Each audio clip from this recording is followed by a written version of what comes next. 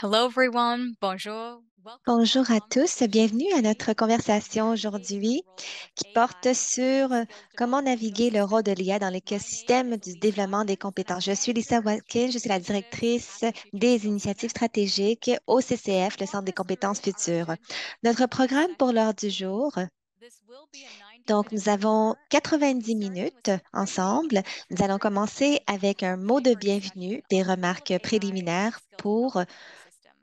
discuter This de will be la followed façon dont by a pour naviguer presentation l'IA. on some of the research Nous allons findings, ensuite as well présenter as des an résultats de in-field recherche. discussion and Q&A, which will Il y aura address the aussi latest un research panel as well avec as success stories questions-réponses. from FSC's Nous pilot allons partager les projects. derniers résultats de Then we'll recherche et close exemples our de réussite des conversation projets du with some CCF et final finalement des remarks. remarques de clôture. And to situate us today, En guise de I contexte acknowledge that I aujourd'hui, je represent reconnais que je on the suis traditional sur territory of many les nations, territoires including traditionnels de plusieurs Mississaugas of nations, Canada, incluant les Anishinaabe, Huron-Wendat, Ojibwa, les Anishinaabe, les Haudenosaunee, and Haudenosaunee et Wendat les peoples, Mississaugas de Nunavut, also known to some ce as qu'on appelle Toronto. Toronto. These Ces lands are home territoires to many abritent diverse First plusieurs Nations nouvelles and nations, Métis peoples. incluant Treaties that les govern these Inuits et les territories Premières include the Nations. Dish with One Spoon Wampum Belt Covenant. Et les traités concernant ces As our territoires work comprennent le takes pacte de la place ceinture across the Turtle Wampum, Islands, faisant we référence au also concept du bol acknowledge à that une seule rather than cuillère, traditional une entente entre la territories, Confédération many iroquoise, Indigenous les Ojibwe et les nations nations care alliées, for these qui visent à lands and partager water pacifiquement, resources. protéger les ressources autour des Grands Lacs ainsi que les traités du We are Haut-Canada. grateful for the opportunity to Ces live, work, and play on these peuples lands, ont protégé and ces today to learn territoires about our pendant des shared histories and millénaires breathing life et into the journey of nous sommes sur la voie reconciliation. de la réconciliation. I invite folks joining J'invite ceux today's qui se joignent à la conversation to put conversation into the chat aujourd'hui de which partager lands dans are you joining clavardage de from quel today. site territoire vous joignez à la conversation aujourd'hui.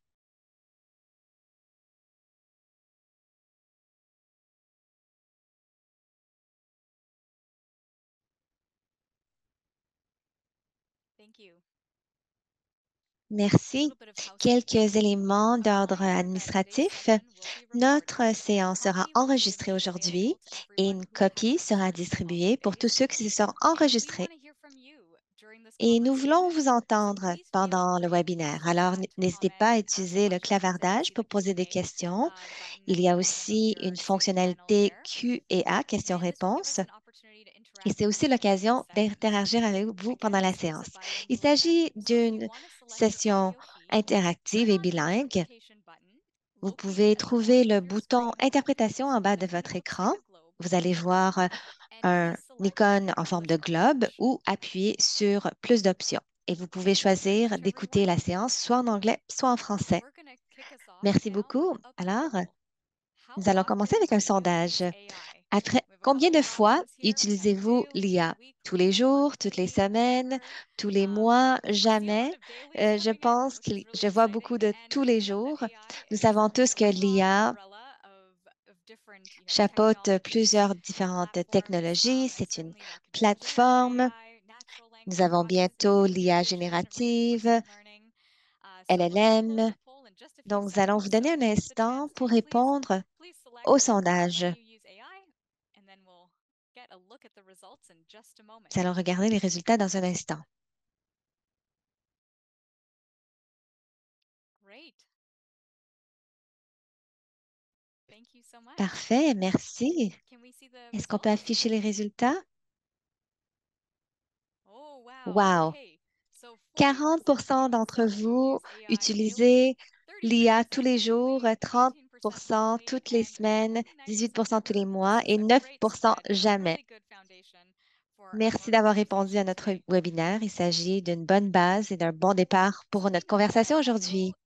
still nascent in Nous many ways, savons AI que is already l'IA a having a déjà profound un effet impact on most transformateur sectors of the sur economy and presque workforce tous les force. secteurs de l'économie See et the sur le AI's travail. impact on L'IA a employment une incidence is sur complex. l'emploi It can et celui-ci automate est très routine compliqué. Il peut tasks, potentially automatiser des enhancing tâches, productivity and peut safety, renforcer la but it productivité may et la also sécurité, disrupt mais il job peut aussi roles. perturber And les what postes does this d'emploi. look like? In Donc, the next quel est le decade, more than a contexte? Dans quarter of Canadian les prochains jobs 10 will ans, be plus de heavily disrupted by automation, 25% and de tous les half emplois will canadiens require a new seront mix of skills, perturbés even if the job par title stays the same. l'automatisation. And this doesn't necessarily mean that Et cela ne veut pas physical dire que work les emplois is actually disparaîtront, just the c'est plutôt le opposite. contraire. And as we're Comme seeing in nous recent l'avons polls, vu, the Canadian job market continues le to exceed marché canadien expectations in job continue de creation. dépasser les And we know attentes the en matière digital de création economy d'emplois. alone, if we do Nous savons que le numérique va employer plus de 2 millions de travailleurs d'ici 2025. En fait, les dirigeants d'entreprises canadiennes estiment que d'ici 2026, près de 42%, donc presque la moitié de la main-d'œuvre canadienne, devra se requalifier pour s'adapter à la présence croissante de l'IA générative. Selon l'IMF, l'IA aura un impact sur 40% de tous les emplois dans le monde. Donc, quel est l'avantage de l'IA? Nous voyons que l'IA a le potentiel de stimuler la productivité, l'innovation de façon concrète dans plusieurs activités économiques. Nous savons que l'IA est déjà en train de transformer les systèmes de main-d'œuvre de façon positive. Il y a l'adéquation des compétences, l'IA facilite l'apprentissage, l'enseignement et renforce aussi les systèmes d'éducation, incluant l'enseignement, l'apprentissage et la recherche. Parlons de l'impact de l'IA et aussi des projets financés par le CCF.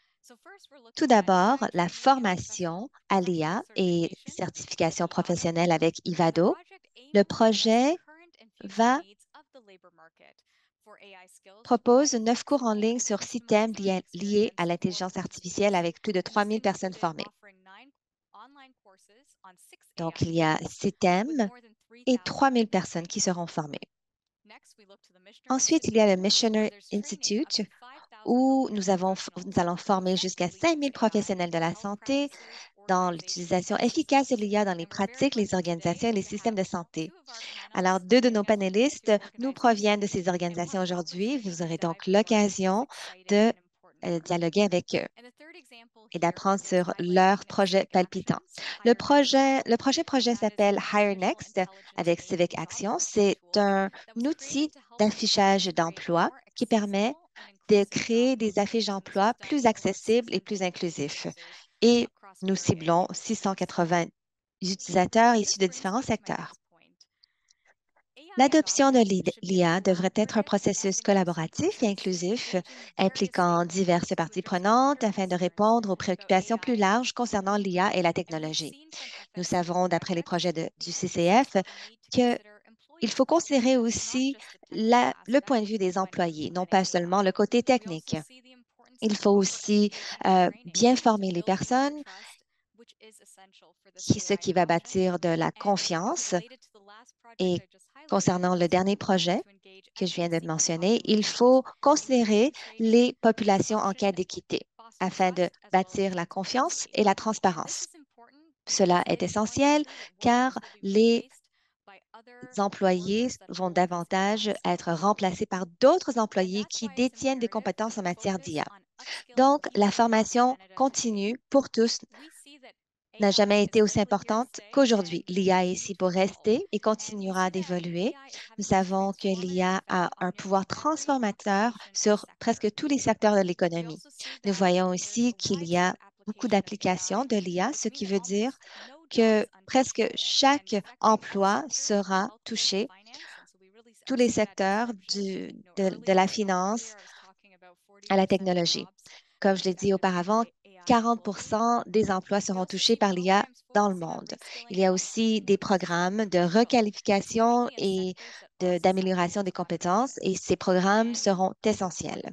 L'importance de la littératie de l'IA et des compétences numériques est très importante pour la main-d'œuvre. Il faut que l'IA soit sécuritaire, éthique et puisse contribuer au bien commun. Merci beaucoup.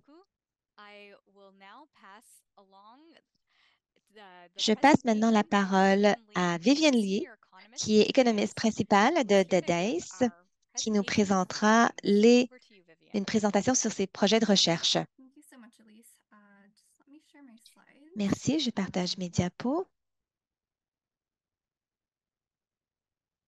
Sorry, give me 1 second.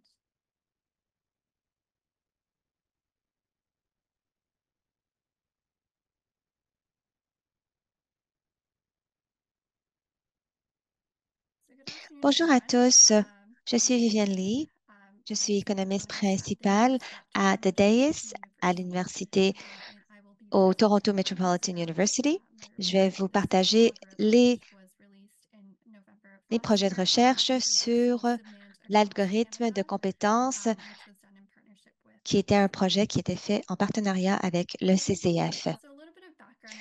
Un petit peu plus de contexte, il s'agit d'une continuation d'un rapport plutôt qui a été fait par le Brookfield Institute, qui est maintenant intégré dans le DAIS.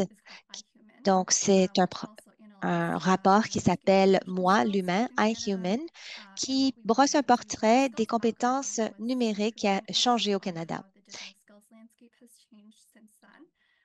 Donc, nous nous sommes penchés sur des données de 2020 à 2023, milieu de 2023, et nous voulions chercher la manière dont la COVID-19 a eu un impact sur les travailleurs pendant cette époque et de donner une mise à jour sur la demande des compétences numériques et comment il faut fournir les parties prenantes avec tous les outils pour requalifier la main-d'œuvre et les aider à naviguer ce paysage de compétences numériques en pleine évolution, surtout avec la montée de l'IA qui a une incidence sur plusieurs secteurs et plusieurs emplois.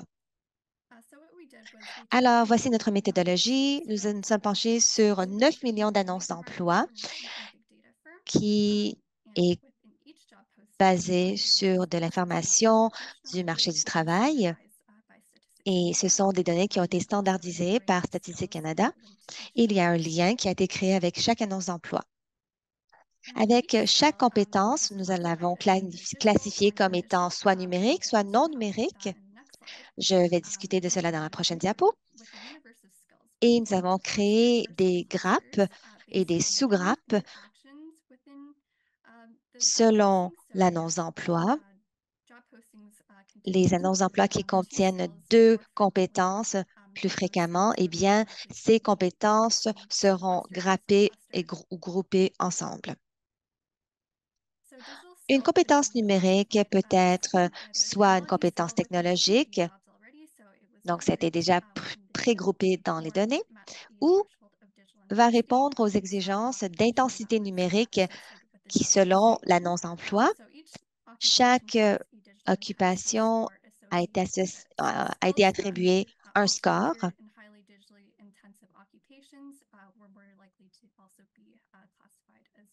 Et donc, selon ce score, nous l'avons classifié soit numérique, soit hautement numérique. Il y a des compétences numériques ou non numériques. Il y en a 6 items selon les bases de données. Donc, c'est une fenêtre qu'on voit ici. À gauche, moins numériquement intensif. À droite, plus numériquement intensif. Il y a 5 grappes, comme vous pouvez voir ici.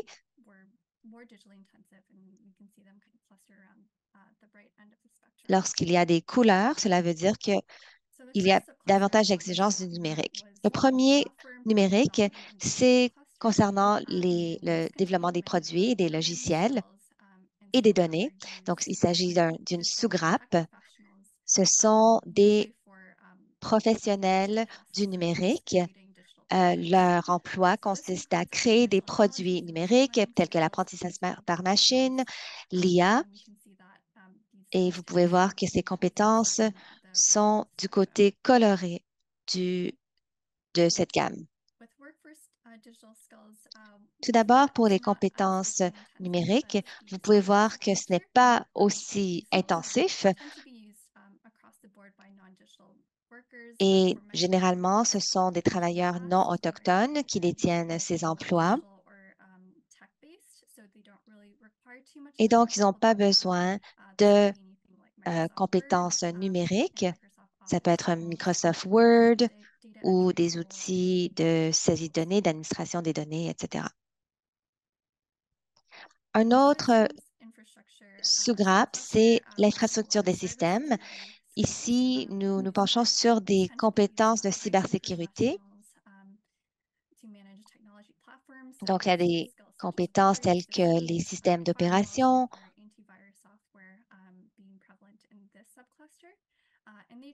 Et c'est un emploi c'est des emplois qui exigent beaucoup de compétences en numérique. Nous avons deux nouveaux sous-grappes depuis le rapport de 2019. Le premier s'appelle la modélisation industrielle et le logiciel de géospatial. Et c'est une sous-grappe qui est utilisée par des ingénieurs qui va conceptualiser des espaces, qui vont utiliser des logiciels tels que ArcGIS et d'autres logiciels. Un nouveau, une autre nouvelle sous-grappe, c'est la sous-grappe du marketing et de la conception. Donc, ils vont utiliser des plateformes de communication. Ils vont utiliser les logiciels pour faire des suivis de données, la création de données. Donc, avec le phénomène de création de contenu en ligne dans les réseaux sociaux, on peut voir l'augmentation de cette sous-grappe. Donc, s'agissant des compétences numériques qui a augmenté en demande pendant la pandémie, eh bien, il y a l'intelligence artificielle. Il y a aussi des outils de travail à distance. L'utilisation des logiciels tels que Slack et WhatsApp est en haute demande avec une haute intensité numérique, les compétences de codage et aussi d'intelligence artificielle a augmenté pendant la COVID. Et à la fin de la COVID, il y a l'utilisation de plus en plus fréquente des outils d'IA.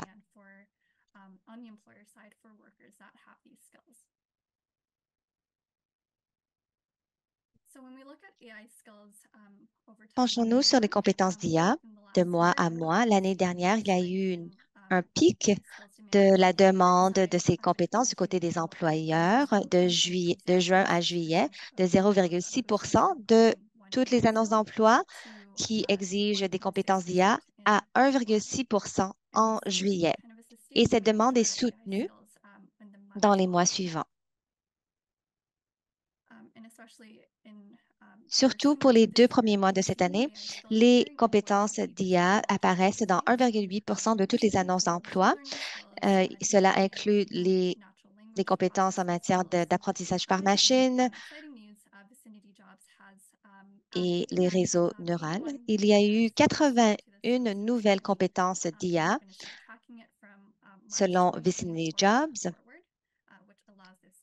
et ce qui nous permet d'avoir un suivi plus détaillé des compétences d'IA de mars 2024, et nous avons pu faire un suivi du genre de compétences d'IA qui a été demandé.